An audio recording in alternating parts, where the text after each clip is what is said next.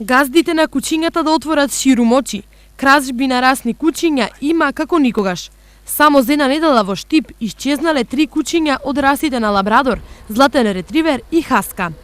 Дел од куќињата се водат како исчезнати, а дел веќе се пријавени во полицијата и тие се класифицирани како кражба од непознат сторител. Во временскиот период од 2 до 9 октомври годинава на улицата Борко Левата во Штип, од дворот на семејната куќа на жител на Штип, одземено е куче раса златен ретривер.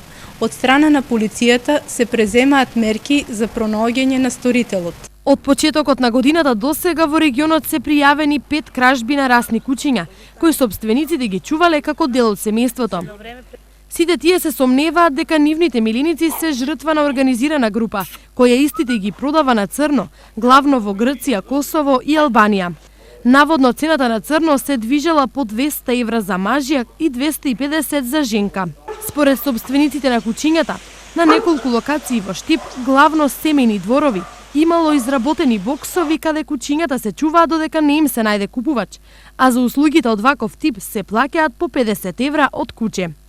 Дали ова е така, треба да утврди полицијата, која работи на расчистување на случаите со кражба на куќиња.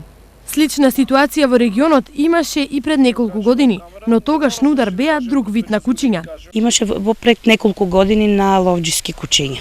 И ловџиите многу често реагираа дека едноставно им исчезнуваат куќињата.